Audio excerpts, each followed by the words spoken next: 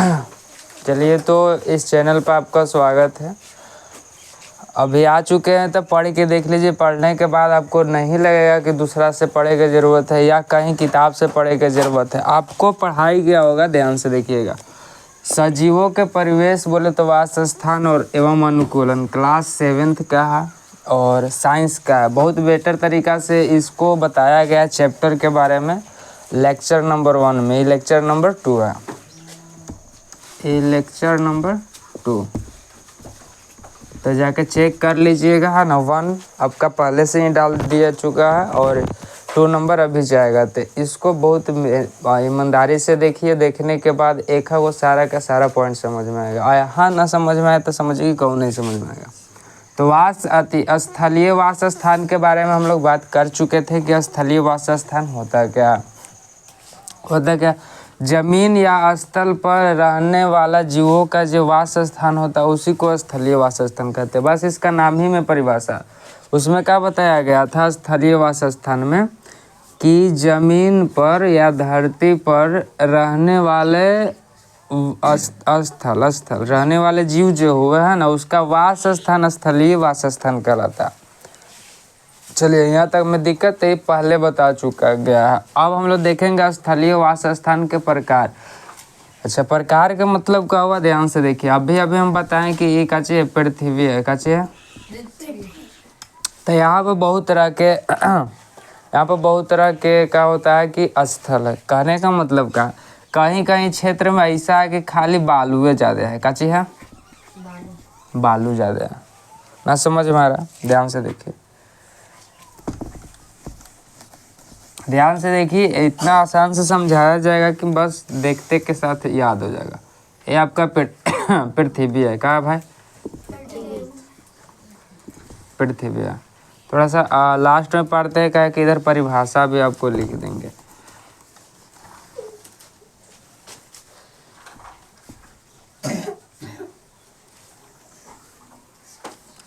ये आपका पृथ्वी है। कहाँ, पृथ्वी बोले तो आपका टोटल धरती है ना। आपको पता है कि लगभग काची है, गोल या कह सकते हैं अंडा के आकार क्या काची है, पृथ्वी है। यहाँ तक में कोई दिक्कत। यहाँ पर आप लोग क्या देख रहे हैं कि जमीन भी है, बोले तो धरती भी है, और काची है, पानी भी है। तो स्पेशल धरती के बात करेंगे, स्थल के बात करें, पानी के बात नहीं करेंगे। काहे कि ये प्रकार किसका है, स्थलीय वास स्थान का। तो स्थलीय वास स्थान के ही बात होगा। स्थल कहे के मतलब जमीन पर जीवों के जो वास स्थान होता है उसी को काची कहते हैं, स्थलीय वास स्थान। पृथ्वी है तो हो सकता है कि कुछ भाग में, है ना, कुछ भाग में खाली बालू ही बालू हो। काची हो, खाली बालू ही बालू रहता है, पता है। जैसे राजस्थान में चल जाइएगा तो खाली काची रहता है, बालू रहता है। कहेगा मतलब यहाँ के क्षेत्र ऐसा है ना, यहाँ के क्षेत्र की सबसे ज़्यादा तापमान आता है। कहता है सबसे ज़्यादा तापमान। अब इसके हिसाब से नहीं देखिएगा कि पृथ्वी में तापमान वहाँ ज़्यादा रहता है ना। आपको एगो समझे के तौर तरीका बता रहे हैं। तापमान ऐसे रहता है बीच में, ठीक है, ज़्यादा। और यहाँ पर खाली काची रहता है भाई, बालू बोले तो रेत। काची रहता है, रेत रहता है। और यहाँ पर तापमान ज़्यादा रहता है, तापमान ज़्यादा होता है, तापमान ज़्यादा होता है। और क्या होता है भाई, ध्यान से देख लीजिएगा, है ना। जल की मात्रा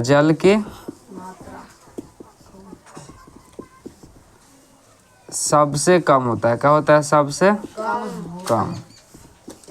जल की मात्रा सबसे कम और तापमान ज़्यादा होता है। और यहाँ पर ज़्यादा काची होता है, बालू या रेत होता है। यहाँ तक में कोई दिक्कत।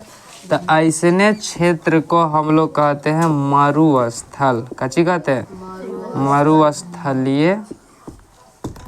मरुस्थलीय वासस्थान, मरुस्थलीय वासस्थान। चलिए, यहाँ तक में कोई दिक्कत। देखते के साथ आपको याद हो गया होगा कि वैसा स्थल का विशाल क्षेत्र जहाँ पर क्या होता है, जल की मात्रा सबसे कम बोले तो अत्यंत कम होता है और तापमान क्या होता है, ज़्यादा होता है।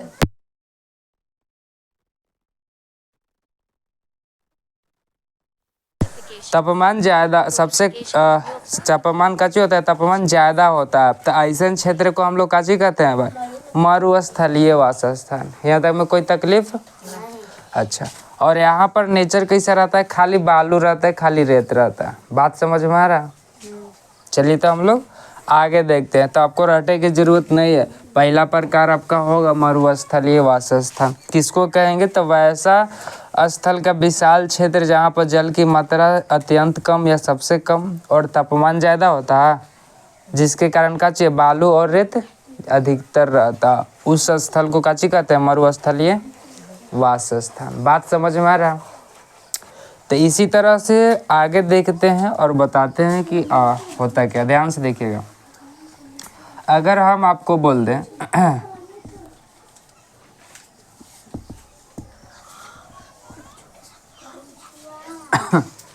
ये खाली पहाड़ है, इस वाला क्षेत्र में मान लिए कि खाली कच्ची है, पहाड़ है। ये सब का है भाई? पहाड़ है।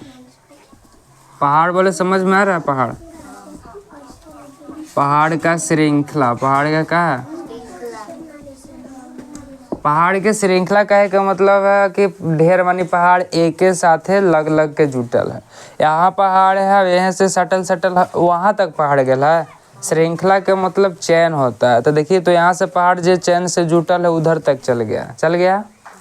जैसे आपको बोले कि सिकड़ देखें, सिकड़ एगो गोल, हाँ सिकड़ एगो गोल में रहता है, फिर एक वाव गोल जुटता है, फिर एक वाव गोल जुटता है, फिर एक वाव गोल जुटी कैसे बढ़ जाता है।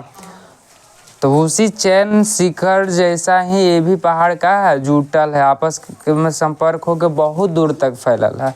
तो पहाड़ के विशाल क्षेत्र रहेगा, पहाड़ के श्रृंखला रहेगा, है ना। तो औसन क्षेत्र के पर्वतीय कहते हैं। कच्ची कहते हैं? पर्वतीय वासस्थान कहते हैं। पर्वतीय काची कहते हैं? वासस्थान। यहाँ तक में कोई तकलीफ? बात समझ में आ रहा है? रटे की जरूरत नहीं है। पर्वतीय वासस्थान किसको कहिएगा? तो क्या कहिएगा? स्थल का वह विशाल क्षेत्र जहाँ पर का पहाड़ का श्रृंखला होता है या पहाड़ के श्रृंखला विस्तृत रूप से फैला होता है, तो उसे क्या कहते हैं? पर्वतीय वासस्थान। यहाँ तक में कोई दिक्कत? चलिए इसके बाद ध्यान से देखिएगा। कहीं ऐसा क्षेत्र है जहाँ पर क्या होगा कि पेड़ ज़्यादा होगा। क्या होगा भाई? पेड़ ज़्यादा होगा और घास पात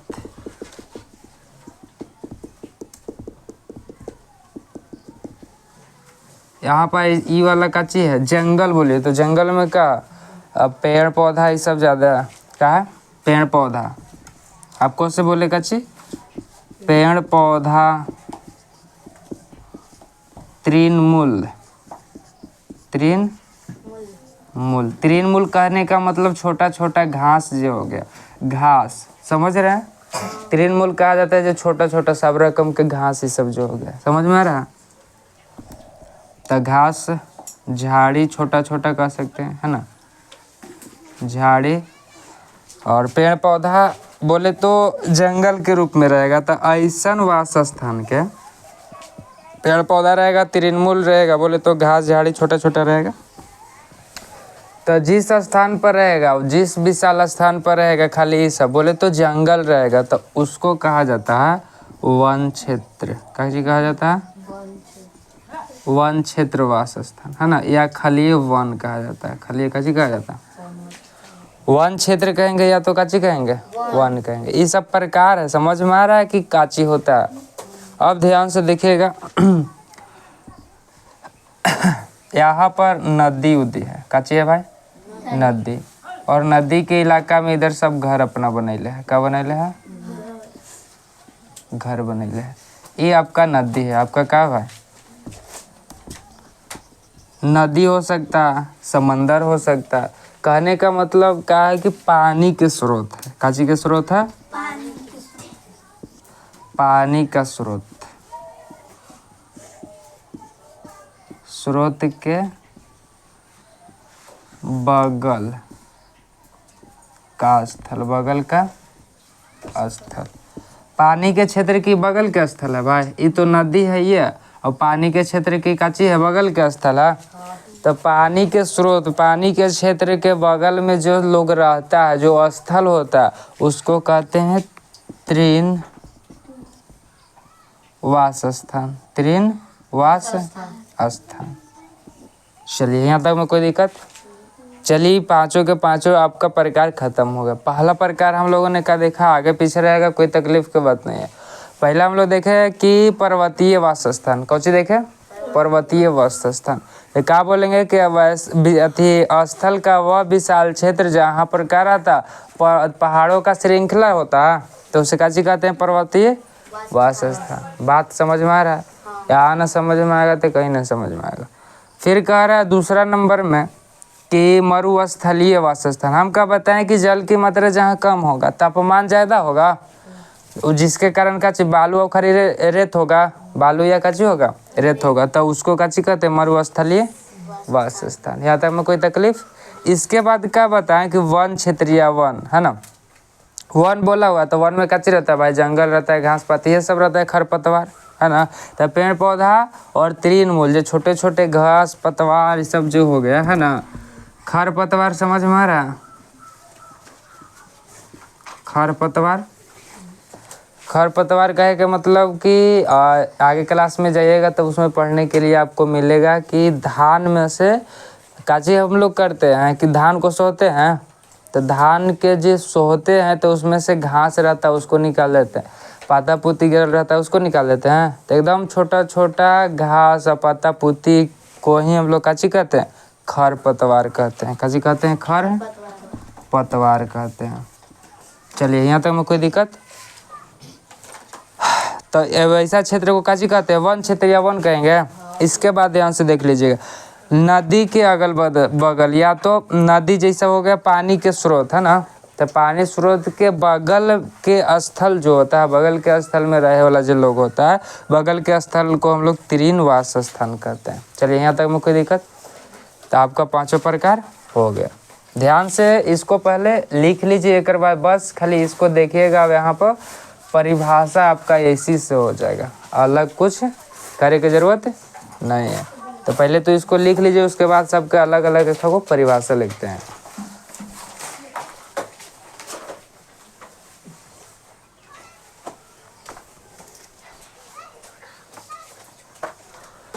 चलिए तो हम लोग इसके प्रकार के परिभाषा देख लेते हैं एक हो करके। अभी आप लोगों ने समझे कि प्रकार होता क्या है और किस क्षेत्र को कैसा हम लोग कहेंगे। अब डायरेक्ट परिभाषा खुद से भी लिखे लगिएगा। पहले का देखिएगा ध्यान से। आपका पहले का देखिएगा, वन या वन क्षेत्र, वन या वन क्षेत्र किसको कहा जाएगा? वन क्षेत्र।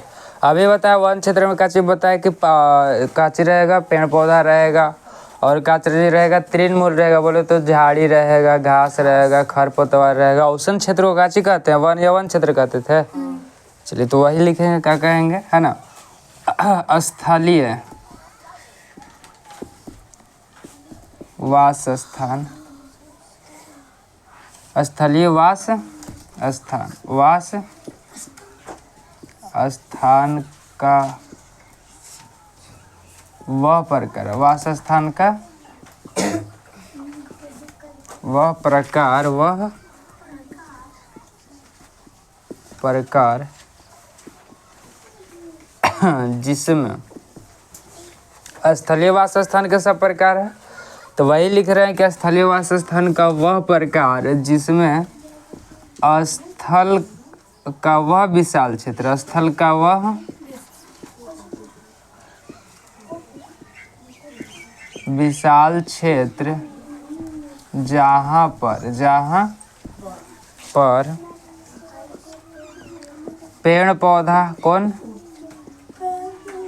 पेड़ पौधा, तृणमूल, कच्चे बताए थे, तृणमूल मतलब समझ रहे हैं ना, घास हो गया, खर पतवार हो गया, खर पतवार, छोटा छोटा झाड़ी उड़ी हो गया, कच्चे हो गया, झाड़ी हो तो उसे काची कहते हैं भाई? वन या वन क्षेत्र कहते हैं, क्षेत्र कहते हैं। बोलिए यहाँ तक में कोई कष्ट याद हो जाएगा आपको, ये रट्टे की जरूरत नहीं है ऊपर वाला, आप यहाँ से याद रख सकते हैं। स्थल का वह विशाल क्षेत्र जहाँ पर पेड़ पौधा तृणमूल, कौन मूल? तृणमूल, जैसे घास पतवार ये सब हो गया, झाड़ी हो तो उसे वन या वन क्षेत्र कहा जाता है। बात समझ में आ रहा? चलिए, यही बताया गया था पृथ्वी के धरती पर पाट के कि काची होता। चलिए अगला प्रकार देखिएगा, दूसरा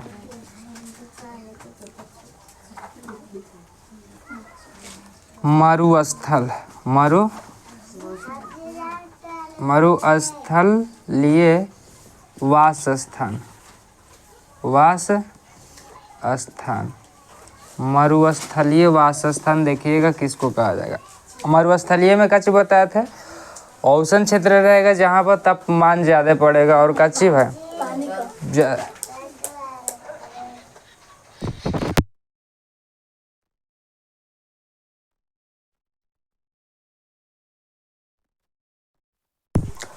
तो काची जी मरुस्थलीय वास स्थान में काची बताया था कि जहाँ पर अत्यंत पानी की कमी होता है और साथ में क्या होता है, तापमान ज़्यादा होता है, जिसके कारण क्या होता है कि वहाँ रेत और बालू ज़्यादा होता है, उसी को काची कहते हैं मरुस्थलीय वास स्थान। तो काची बोल दीजिएगा, है ना। डायरेक्ट अब लिखेंगे, है ना। इतना बड़ा बड़ा रटे की जरूरत नहीं है, बोलेंगे स्थल का वह क्षेत्र, स्थल का वह क्षेत्र जहाँ पर जल की मात्रा, जल की मात्रा अत्यंत कम तथा तापमान काची होता है भाई? जल की मात्रा कम होने के वजह से तापमान क्या होता है? ज्यादा, तापमान ज़्यादा होता है, जिसके कारण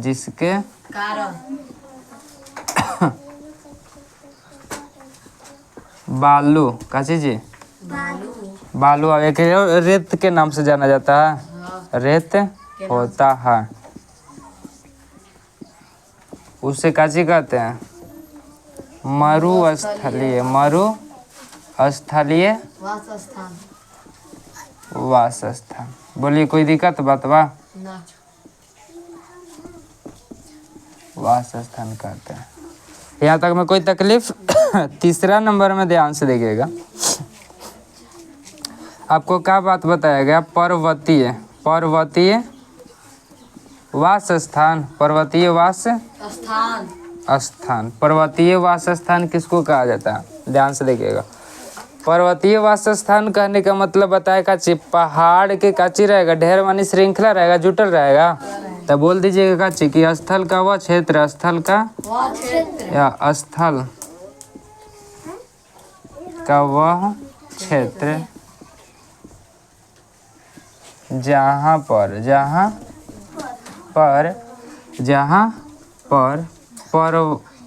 पहाड़ का चीज़, पहाड़ों का विस्तृत श्रृंखला, विस्तृत मतलब ज़्यादा दूर में, समझ रहे है ना, फैलल रहेगा, विस्तृत श्रृंखला हो, विस्तृत हो तो उसे काची कहते हैं जी? पर्वतीय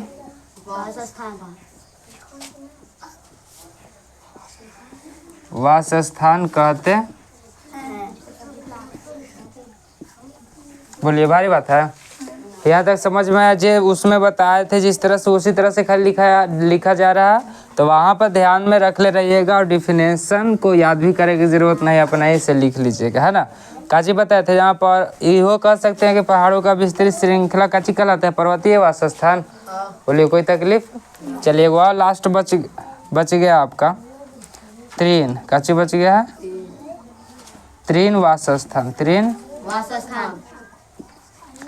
तृण वास स्थान किसको कहते हैं? हम काची बताए भाई, है ना, कि जल के स्रोत, जैसे कि नदी समंदर हो गया है ना, जल के स्रोत, जल के स्रोत जैसे का चीज भाई, नदी समंदर, बोले तो समुद्र के आस पास रहे वाला जी, है ना, के आस पास या बगल में कह सकते हैं, आस पास के स्थल, आस पास के स्थल, स्थल को काची कहते हैं, तीन वास स्थान कहा जाता है।